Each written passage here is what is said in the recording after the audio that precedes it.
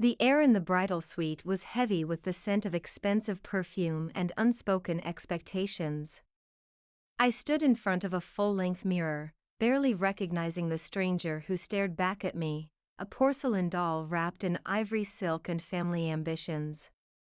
Aurora Calloway, daughter of investment banker Marshall Calloway, about to be handed over to the son of a business rival in exchange for a merger worth millions. "Hold still," my mother snapped, adjusting the diamond hairpin that felt like it was piercing my skull. "Stop fidgeting, Aurora. This is the most important day of your life." Important for whom? I wanted to ask, but the words caught in my throat, trapped beneath years of conditional love and careful obedience. Through the door, I could hear the muffled sounds of 300 guests filling the cathedral. People I barely knew, gathering to witness a transaction disguised as a wedding. The thought made my stomach churn. "Your father has worked very hard to make this match happen," Mother continued, her voice a practiced blend of authority and false warmth. "The Harrington-Callaway merger will secure our position for generations. All you have to do is smile and say two simple words. I do." 2 words that would sell my future to a man I'd met exactly 4 times. A man who'd spent our brief courtship talking about offshore accounts and tax havens while his eyes wandered to every attractive woman in the vicinity. "I need a minute alone," I said, surprised by the steadiness in my voice. "To collect myself before the ceremony." Mother's eyes narrowed with suspicion, but her obsession with appearances won out. 5 minutes, she conceded. Not a second more. "Your father has the governor waiting." As the door clicked shut behind her, my reflection seemed to transform, the frightened girl replaced by someone with fire in her eyes and a decision burning in her chest. The window was 15 feet above a garden terrace. I slid the ridiculous heels off my feet and grabbed the emerald pendant that had belonged to my grandmother, the only person who had ever told me I could chart my own course. "I'm sorry, Grandma," I whispered, clutching the necklace.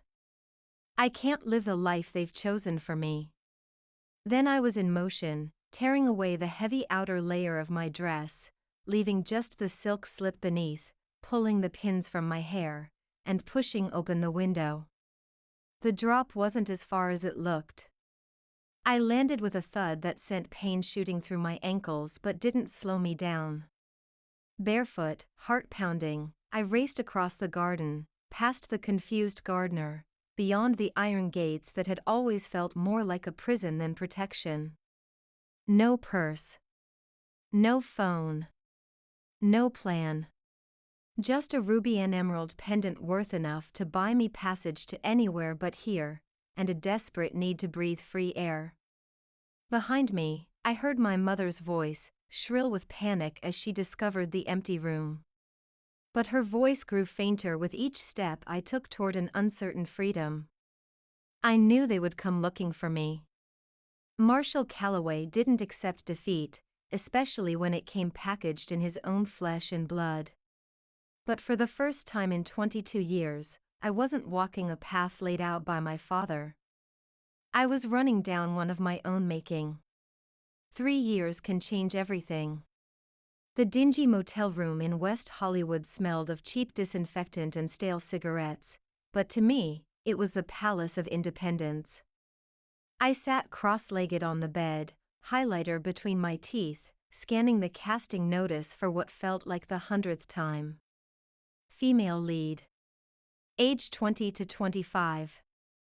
Must have classical training and ability to perform own stunts. Period drama set in 1920s Chicago. My heart raced. This was it, the role I'd been waiting for since I arrived in Los Angeles with nothing but a stolen emerald pendant and dreams bigger than the fear that followed me. A knock at the door made me jump. "Package for Aurora Mitchell," a voice called out. The name still felt new on my tongue, chosen partly in tribute to my grandmother. Mitchell had been her maiden name, and partly because it sounded like someone who might one day see her name in lights. I opened the door cautiously, a habit formed during months of looking over my shoulder. The delivery guy handed me a small envelope and walked away without waiting for a tip I couldn't afford to give. Inside was a check for $750, payment for a commercial I'd shot 2 weeks ago. Not much by Hollywood standards, but enough to cover another month of rent and acting classes. I pressed the check to my heart, allowing myself a moment of validation. My phone buzzed with a text from Dex, the assistant director I'd befriended at my last audition. Heard back from Meridian Pictures. They want you to read for the lead tomorrow. 2 p.m., don't be late. A squeal escaped my lips, a sound that would have earned a withering glare in the Calloway household. Here, alone in my shabby room, I could dance around like the giddy 25-year-old I actually was, rather than the poised heiress I'd been trained to be.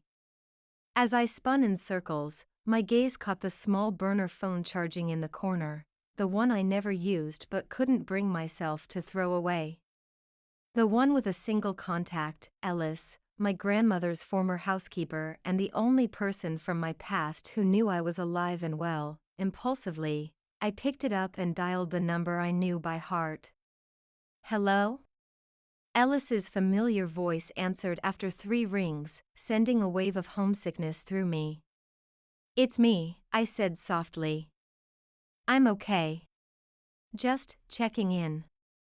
There was a pause, the familiar moment of Ellis ensuring she was alone. They haven't stopped looking, Aurora, she said finally, her voice barely above a whisper. Your father hired another private investigator last month. He's convinced you were kidnapped. A bitter laugh escaped me. Of course, Marshall Calloway couldn't fathom that his daughter would choose poverty over a profitable arranged marriage. What about Mother? I asked, knowing the answer before Ellis spoke. She's coping. In her way. Which meant pills, charity galas, and the careful maintenance of appearances. And the Harringtons have moved on. Their son married the Whitfield girl last spring. I felt nothing at this news, no jealousy, no regret. Only relief that some other poor soul had been sacrificed on the altar of corporate consolidation. Are you still acting? Ellis asked, a hint of pride in her voice. She had been the one who'd smuggled me theater books as a child, who'd driven me to the secret community theater rehearsals I'd told my parents were debate team practices. Yes, I said, unable to keep the excitement from my voice. Actually, I have a big audition tomorrow. A lead role. Your grandmother would be so proud, Ellis said softly. The mention of Grandma Lillian sent a pang through my chest. She had been gone for 5 years now, but her spirit had guided my escape, her emerald pendant funding my bus ticket to California, her stories of her own rebellious youth giving me courage when mine faltered. I should go, I said reluctantly. It's not safe to talk too long. Just be careful, dear one, Ellis said. Your father was at the governor's dinner last week. He's expanding his connections in California. My blood ran cold. If Marshall Calloway was networking in Los Angeles, it was only a matter of time before our worlds collided. I needed to become successful enough to protect myself before that happened, or invisible enough that I'd never register on his radar. Thank you for telling me, I said. Take care of yourself, Ellis. After we hung up, I sat in silence, the excitement of the upcoming audition temporarily dampened by the specter of my past. Then I squared my shoulders, determined not to let fear derail my chance at a breakthrough. I returned to the script, mouthing the words that could change my life. I didn't come to Chicago to find a husband. I came to find the woman I was always meant to be. Tomorrow, I would make those words my own. When I stepped into the audition room the next day, I felt the familiar flutter of nerves twist with something new, a sense of destiny that cut through my usual anxiety. The casting director, a stern-looking woman with silver-streaked hair, barely looked up from her tablet. Aurora Mitchell. Agency? Independent, I replied, the word carrying more weight than she could possibly understand. Next to her sat a man I recognized instantly from industry magazines, Julian Reed, the legendary director whose career had revived with a string of critically acclaimed period dramas. His piercing gaze seemed to strip away pretense, and I fought the urge to shrink beneath its intensity. The sides are on the table, the casting director said. You'll be reading the bar scene with our reader. I nodded, picking up the script with hands that trembled slightly. The scene required Vera, a socialite turned speakeasy owner, to confront the man who'd betrayed her family. The emotions were raw, anger masking heartbreak, strength forged in betrayal. Emotions I knew intimately. When the reader began, something inside me shifted. The fluorescent-lit room dissolved, replaced by the smoky haze of a 1920s Chicago bar. My posture straightened, my chin lifted with the confidence of a woman who had lost everything yet refused to be broken. You think your money can buy forgiveness? I delivered the line with quiet venom. Some debts can only be paid in blood.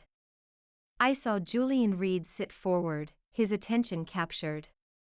The scene flowed through me, not as lines memorized but as truth excavated from my own experience. When we reached the emotional climax, I allowed real tears to spill, tears for the family I'd left behind, the identity I'd shed, the fear that still haunted quiet moments. When I finished, the room was silent.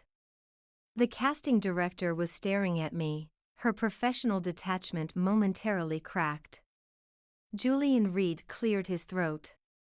Where did you train? He asked. Privately, I said, the half-truth bitter on my tongue. My training had been community theater hidden from my parents, then 2 years of scraping together enough money for classes between waitressing shifts. Would you be willing to do a screen test? Tomorrow morning? The casting director's tone had transformed from dismissive to urgent. Yes, I managed, trying to contain the hope blooming in my chest. I'm available. Good, Julian said, studying me with renewed interest. There's something familiar about you. Have we met before? My heart stuttered. No, I said quickly. I'd remember meeting you. He nodded slowly, not entirely convinced. Well, Ms. Mitchell, I look forward to seeing more of your work tomorrow. As I left the audition room on shaky legs, my mind raced with equal parts elation and panic. A screen test was more than I dared hope for, but Julian Reed's comment about my familiarity was concerning. As the daughter of Aurora Calloway, my face had appeared in society pages and charity gala photos. If Reed made the connection, I pushed the thought away. Tomorrow's screen test would focus on my talent, not my past. For now, that had to be enough. The screen test turned into a callback, the callback into a chemistry read with potential male leads, and 3 agonizing weeks later, I received the call that changed everything. They want you for Vera, Dex told me, his voice vibrating with excitement over the phone. Aurora, you got the lead. I sank to the floor of my motel room, phone clutched to my ear, unable to form words. Hello? Are you there? This is huge. Dex continued. 8-episode limited series. Full production value. Julian Reed directing the pilot. This is your breakout moment. I am here, I stammered. I just can't believe it. Believe it. They're sending over the contract tomorrow. You start pre-production next month. After we hung up, I sat in stunned silence, trying to process the reality of what had just happened. The role of Vera would put me in the public eye in a way nothing else had, my face on billboards, in promotional materials, on television screens. The anonymity I'd clung to for protection was about to be shattered. If I accepted the role, it would only be a matter of time before my father discovered where I was, who I'd become. But if I turned it down, I would be sacrificing the opportunity I'd been working towards since my escape. I closed my eyes, remembering the day I'd fled my wedding. The terror and exhilaration of that choice had set me on this path. I couldn't turn back now, couldn't keep hiding in the shadows of fear. My grandmother's words echoed in my mind, "Life will offer you moments of decision, Aurora. Choose the path that leads toward the person you want to become, not away from the person you fear being." I opened my eyes, decision made. I would play Vera. I would act the hell out of this role. And if Marshall Calloway came looking for his runaway daughter, he would find Aurora Mitchell instead, a woman who had built herself from nothing, who belonged to no one but herself. Chicago Fire premiered on a rainy Tuesday in September, the kind of evening that makes Los Angeles feel almost like the Midwestern city the show portrayed. I stood on the red carpet, draped in a vintage-inspired gown that cost more than 3 months' rent at my old motel, trying to remember how to breathe. Aurora. Over here. Photographers called my name, my chosen name, as flashbulbs popped and cameras whirred. 6 months ago, I'd been waiting tables and living on ramen. Now strangers shouted for my attention as if they'd known me forever. Julian appeared at my side, distinguished in his tuxedo. "Nervous?" he asked, a knowing glint in his eye. "Terrified," I admitted. "But in a good way." He laughed. "The critics are already raving. Your performance, it's something special, Aurora.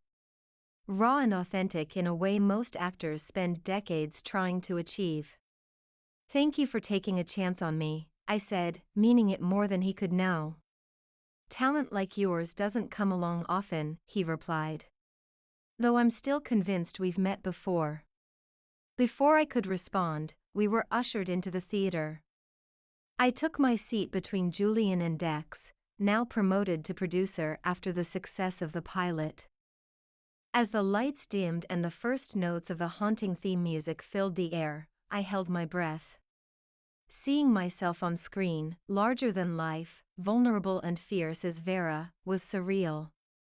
The audience responded to every beat, gasping at revelations, laughing at sharp-witted dialogue, falling silent during emotional scenes. When the credits rolled, the applause was deafening. Julian squeezed my hand, and Dex whispered, "You did it." The after-party was a blur of congratulations, champagne, and casual promises of future collaborations. Critics cornered me to discuss my nuanced portrayal and star-making performance.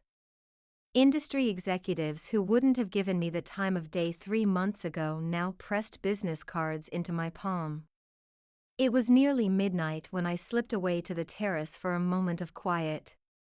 The Los Angeles skyline glittered below, a constellation of dreams both realized and broken. Quite a view, isn't it? I turned to find an elegant older man in a tailored suit watching me. Something about his calculating gaze made my skin prickle with unease. "Yes," I agreed, keeping my voice casual. "Sometimes I forget how beautiful this city can be." He stepped closer, extending his hand. "Elliot Vernon. Meridian Pictures Board of Directors." I shook his hand, forcing a smile. "Aurora Mitchell. But I suppose you know that already." "Indeed," he said. "You've made quite an impression tonight. Everyone's talking about the mysterious newcomer who came out of nowhere." The word mysterious hung between us, loaded with implication. "Not nowhere," I corrected lightly. "Just the long way around." He studied me with renewed interest. You know, you remind me of someone. A business associate's daughter. Similar bone structure, same extraordinary presence. Ice slid down my spine. I get that a lot, I said, trying to keep my voice steady. I must have one of those faces. Perhaps, he mused, clearly unconvinced. Though the Calloways are rather distinctive. The name, my name, spoken so casually nearly made me drop my champagne flute. I managed to maintain my composure, but my heart hammered against my ribs. I'm afraid I don't know any Calloways, I lied. Now, if you'll excuse me, I should rejoin the celebration. His hand caught my arm as I tried to pass, his grip just tight enough to communicate power. You've done well for yourself, Aurora, he said softly. Your father will be interested to hear it. Fear gave way to anger, sharp and clarifying. I removed his hand from my arm with deliberate precision. I don't know what you think you know about me, Mr. Vernon, but I suggest you keep it to yourself. Tonight is about celebrating Chicago Fire, not indulging in misguided speculations. His smile never reached his eyes. Of course. Forgive me. But if you ever wish to reconnect with old acquaintances, I'd be happy to facilitate. He pressed a business card into my hand before walking away, leaving me frozen on the terrace, the night's triumph suddenly tainted by the specter of my past. I knew then that my carefully constructed new identity was balanced on a knife's edge. Elliot Vernon's recognition was only the beginning. As Chicago Fire captured the public's imagination and my face appeared on magazine covers and talk shows, the whispers would grow louder. It was no longer a question of if my father would find me, but when. And I needed to be ready when he did. The series premiere of Chicago Fire broke viewing records for the network. By the third episode, my face was on billboards across major cities, and social media buzzed with theories about Vera's mysterious past. The irony wasn't lost on me.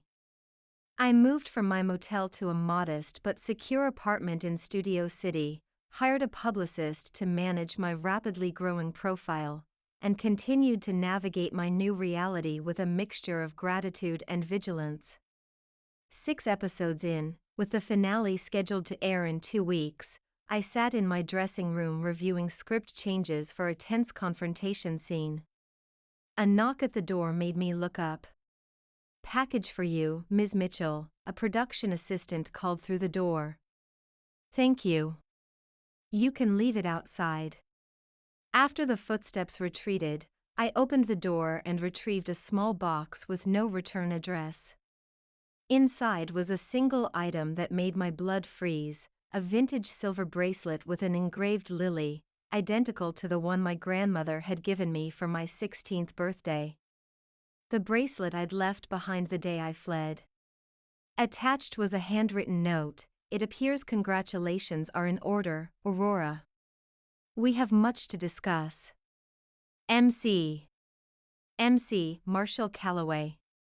My father had found me. I sank into my chair, the bracelet clutched in my trembling hand. 3 years of running, of reinvention, of building a life on my own terms, and now this. A deceptively gentle reminder that I had never truly escaped. My phone buzzed with a text from an unknown number, the Roosevelt Hotel. Suite 712. 7 p.m. tonight. Come alone. Anger surged through me, replacing the initial fear. How dare he? How dare he insert himself into my life now, when I'd finally found my footing? The temptation to ignore the summons was powerful, but I knew my father well enough to understand that this was merely his opening move. If I didn't respond, he would escalate. I had 2 choices: meet him on my terms or wait for him to confront me on his. At precisely 7:05 p.m., I knocked on the door of Suite 712, deliberately late, a small act of defiance. When the door swung open, I found myself face to face with Marshall Calloway for the first time since my wedding day. He looked older than I remembered.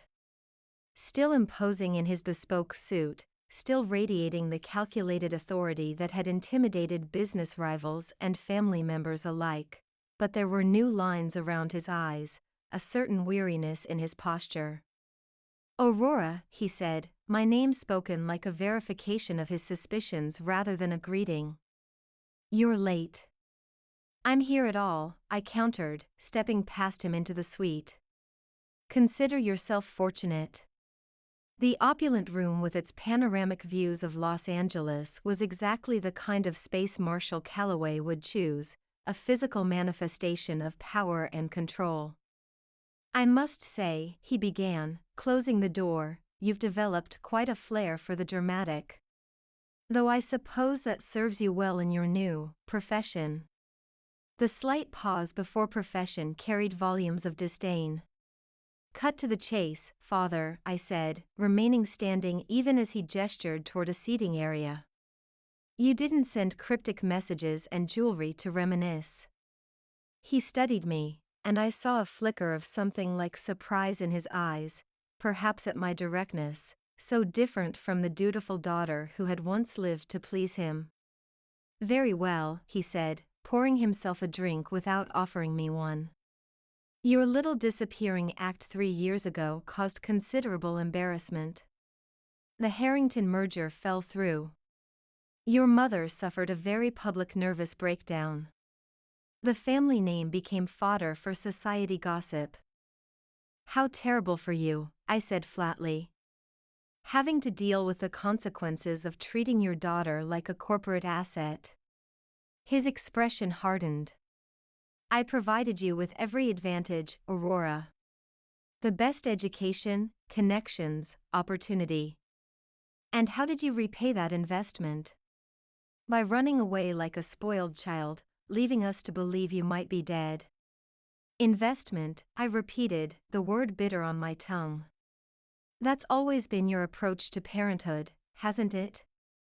Children as assets to be leveraged. Love contingent on obedience." He waved his hand dismissively. "Spare me the theatrical psychoanalysis. The fact remains that you have obligations to this family." "I fulfilled my obligation to myself," I shot back. "By refusing to be sold off in marriage to a man who viewed me as a business transaction. By building a life and career through my own talent and hard work." "Yes, your career." He set down his glass, his tone shifting to one I recognized from countless business negotiations. "That's actually why I'm here. Your show has garnered quite the attention. The critics are impressed. The public is captivated.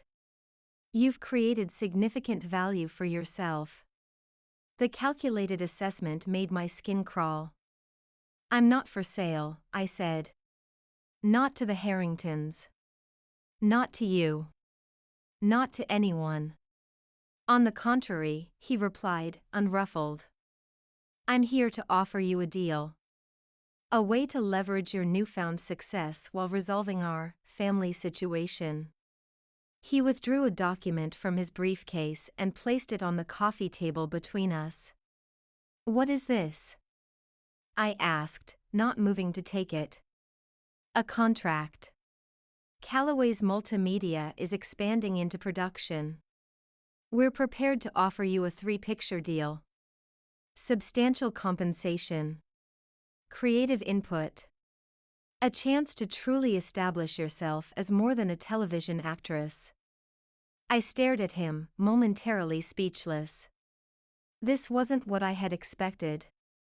"You want to profit from my success," I said finally, understanding dawning. "After spending 3 years trying to drag me back to Boston, you've decided it's more lucrative to exploit my career instead." He frowned at my characterization. "I'm offering you legitimacy, Aurora. A way to integrate your unexpected choices with your family responsibilities." In return, you'll resume your place as a Calloway, make appropriate public appearances with your mother, and put this unfortunate estrangement behind us. The audacity of it, the sheer, breathtaking arrogance, nearly made me laugh. 3 years ago, I might have crumbled under the combined weight of his disapproval and the promise of reconciliation. Now, I simply felt tired. No, I said, the words simple and final. Marshall Calloway was not a man accustomed to rejection. His expression darkened. You haven't even looked at the terms. I don't need to. I know what they'd cost me. I moved toward the door. I'm not coming back, Father. Not to Boston. Not to being a Calloway. I'm Aurora Mitchell now, and I've earned every bit of my success without your name or your connections. You think it's that simple? His voice took on a dangerous edge I remembered from childhood confrontations. One word from me to the right people, and your precious show won't see a second season. One press conference about my long-lost daughter's triumphant return, and your carefully constructed identity crumbles. I turned back to face him, my fear finally giving way to clarity. Go ahead, I said, surprising myself with my calm. Tell the world who I am. Reveal that Marshall Calloway's daughter rejected an arranged marriage to pursue her passion. Explain how you tried to sell me to the highest bidder. I'm sure the press will love that story. For the first time in my life, I saw uncertainty cross my father's face. You wouldn't dare, he said, but the threat in his voice had diminished. Wouldn't I? I've spent 3 years building a life without the Calloway name or fortune. I have nothing to lose by telling the truth. I stepped closer, finding power in the confrontation I'd avoided for so long. But you, what would the shareholders think about the chairman who couldn't keep his own house in order? How would the board react to the public relations nightmare? What would happen to the stock price when your very private business practices became very public knowledge? He stared at me, reassessing. I was no longer the obedient daughter who had accepted his authority without question. I had become someone new, someone with her own form of power. This isn't over, he said finally. It is for me, I replied, opening the door. Goodbye, Father. As I walked out of the Roosevelt Hotel into the warm Los Angeles night, I felt a strange mixture of emptiness and liberation. The confrontation I had dreaded for 3 years had come and gone, leaving me intact. The threat wasn't neutralized. Marshall Calloway never admitted defeat, but for the first time, I had faced him as an equal rather than a subordinate. My phone buzzed with a text from Julian. Final edits look amazing. Your closing scene is going to break hearts. Drink to celebrate? I smiled, the simple normality of the message grounding me after the surreal encounter with my father. This was my life now, creative collaborations, authentic friendships, work that fulfilled me. Whatever Marshall Calloway might do next, he couldn't take this from me. I texted back, rain check? Early call tomorrow. Then I hailed a taxi and directed the driver to take me home. The finale of Chicago Fire aired to critical acclaim and record viewership. Offers for film roles and other television projects began pouring in. My publicist fielded endless interview requests, carefully vetting each one to avoid questions about my background before Chicago Fire. 2 weeks after my confrontation with my father, I still hadn't heard from him, no more cryptic messages, no public revelations about my identity, no further threats. The silence was both a relief and a source of tension, like the calm before an inevitable storm. I was reviewing a particularly promising film script in my apartment when my phone rang with an unfamiliar number.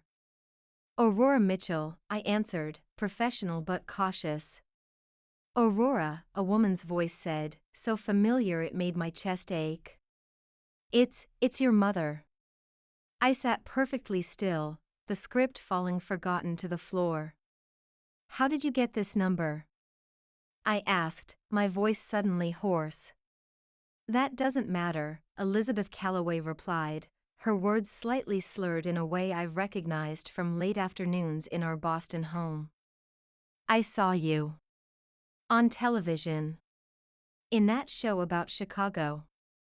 Mother, I began, unsure what I could possibly say after 3 years of silence.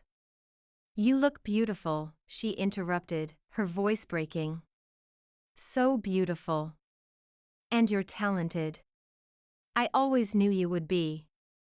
The way you used to put on those little plays in the garden when you thought no one was watching. I closed my eyes, unexpected tears threatening. She had known about those?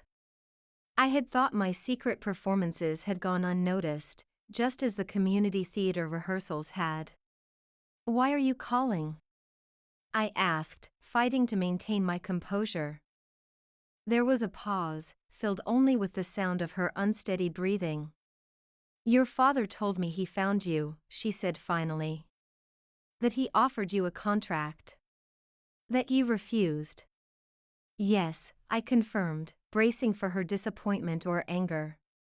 Good, she said, the words so unexpected I thought I'd misheard. What? I said good. Her voice was firmer now. He shouldn't have, we shouldn't have. She faltered. The things we did to you. The way we treated you. It wasn't right. I sank onto my couch, overwhelmed by the admission I'd never expected to hear. Why are you telling me this now? I asked. Another pause, longer this time. Because I lost you, she said simply. And watching you on that screen, seeing the woman you've become without us. I realized what a terrible mistake we made.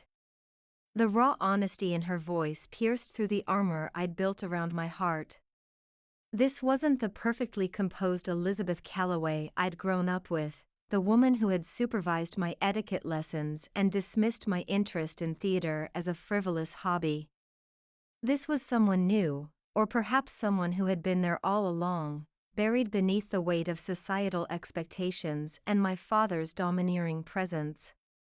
I've left him, she continued, the words rushing out now. Filed for divorce last week.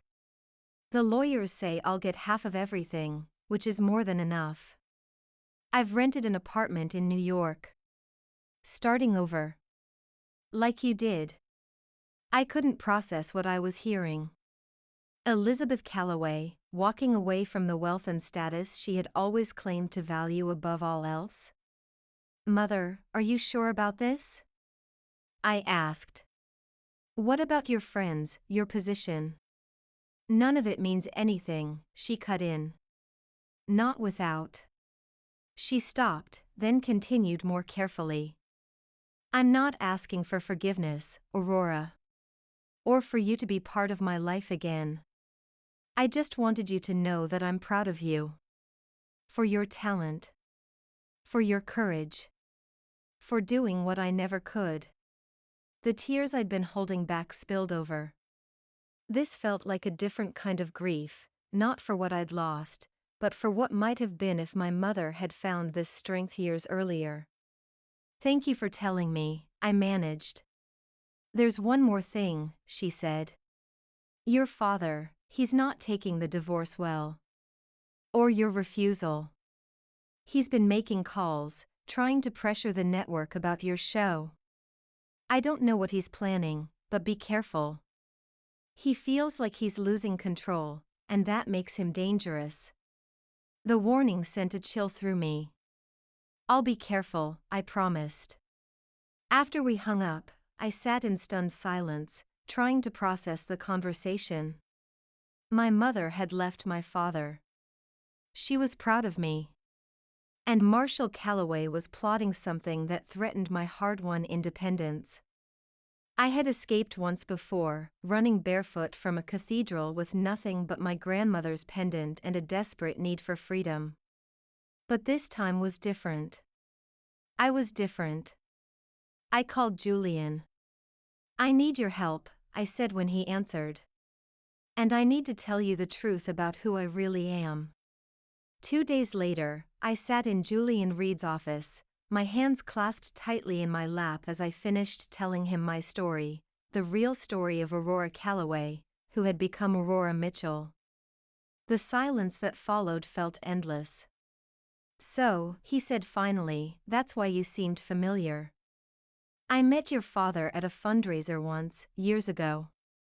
You have his eyes. Of all the responses I had anticipated, this was not one of them. I let out a sound somewhere between a laugh and a sob. That's your takeaway from all this? Julian smiled, his expression kind. No. My takeaway is that you're even more extraordinary than I thought. And that Marshall Calloway is a fool. Relief washed over me. You're not angry that I lied about my background? Aurora, this town is built on reinvention. What matters is the work you put on screen, and that has been nothing short of brilliant. He leaned forward, his expression turning serious. But your father's attempts to interfere with the show are concerning. I nodded. My mother warned me he's been making calls. Trying to pressure the network. He has, Julian confirmed.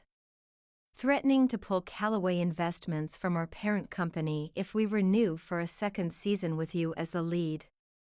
My stomach dropped. Can he do that? He can certainly try. But here's the thing about Hollywood, money talks, but ratings talk louder.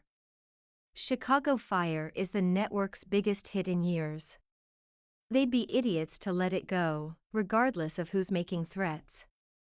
So what do we do? Julian smiled, the expression both reassuring and determined. We get ahead of the story. Control the narrative. Just like you've been doing as Vera. Under Julian's guidance and with my mother's surprising support, we crafted a plan. Rather than wait for Marshall Calloway to expose my true identity on his terms, I would reveal it myself, in a carefully orchestrated exclusive interview with a respected journalist known for her empathetic approach to personal stories. The interview aired on a Sunday evening, directly following a new episode of Chicago Fire. I sat across from Diane Sawyer, my hands steady despite the millions of viewers watching me share the truth I'd hidden for 3 years. So you literally ran away on your wedding day, Diane said, her voice gentle but direct. Yes.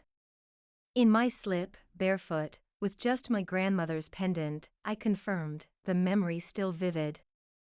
I chose freedom over financial security. Acting over family obligation. As the interview unfolded, I explained how Marshall Calloway had arranged my marriage as a business merger, how I'd built a new identity from nothing, and how finding success on my own terms had empowered me in ways wealth never could. And now your father is attempting to interfere with your career, Diane stated carefully. He sees my independence as a rejection of everything he values, I acknowledged. But I hope someday he'll understand that living authentically is the greatest success of all. The public response was overwhelming. Social media exploded with support. Former society daughters reached out with their own stories of gilded cages. Chicago Fire viewership surged, making network executives deaf to my father's threats. 2 weeks later, a second season was announced, with me continuing as the lead. Marshall Calloway retreated from public view as the divorce proceedings with my mother dominated financial news. His attempts to retaliate crumbled in the face of public opinion and the undeniable success of the show. I kept the small silver bracelet with the engraved lily in a box on my dresser, not as a reminder of what I'd lost, but of what I'd found, strength I never knew I possessed. On the first day of filming season 2, I arrived on set to find my mother waiting nervously in my trailer. I hope it's all right, she said, smoothing her simple dress, so different from the designer outfits she'd once insisted were necessary. I wanted to see you work, if you'll let me. I hesitated only a moment before nodding. I'd like that. As I took my mark for the first scene, I caught my mother's gaze. In her eyes, I saw not the disappointment or judgment I'd feared for so long, but something unfamiliar and precious, genuine pride. Action, the director called. And I stepped forward, not as a runaway heiress or a daughter in revolt, but simply as Aurora Mitchell, an actress who had written her own role in life.